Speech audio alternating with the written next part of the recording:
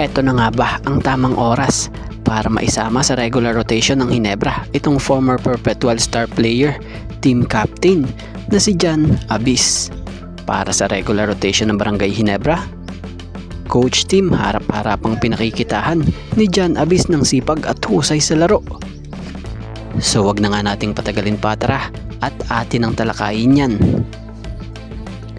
Speaking of Jan Abis, isa tayo sa nakapuna sa laro ng player na ito, kung saan sa conference na to kung di tayo nagkakamali, second appearance ito nitong si Jan Abis.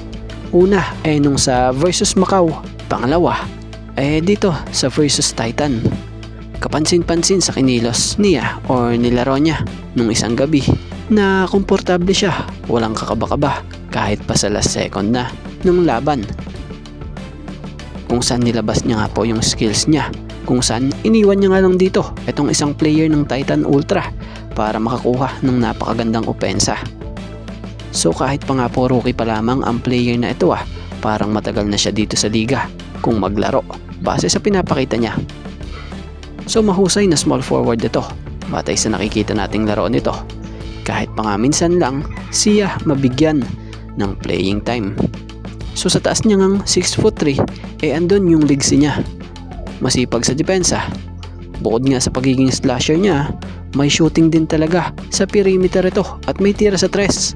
Sa mga hindi nakakaalam dati na nga pong naikumpara nitong si Coach Tim ang playing style nito kila Olsen Racela and Scottie Thompson.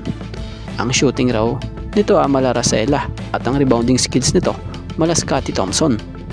So sa tingin natin, ito yung isa sa maaaring maging future din ng Barangay Ginebra dahil sa rookie year pa nga lang niya, sa sobrang limitado ng minuto na nabibigay sa kanya, kahit pa ganun nakakagawa pa rin siya ng paraan para makatulong sa Ginebra at di nawawala yung kumpiyansa.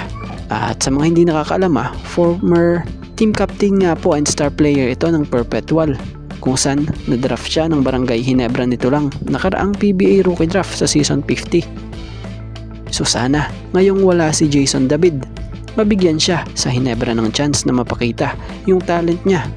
Masipag naman siya at halos parang may pagkakahawig naman sila ng laro nitong si Jason David na siyang kasalukuyang nagre-recover pa mula sa ACL injury. So kagandahan kay Jan Abis, hindi sa ikinukumpara mas mabilis nang ito gumalaw kay David, pero same silang hustle player. So sana sa mga susunod na laro ng Ginebra, makita natin siya na mabigyan ng mas mahabang playing time or minuto para sa mas mailabas pa nga niya yung tunay na laro talaga niya. So kayo, ano masasabi at opinion nyo sa laro ng rookie na to sa Barangay Ginebra?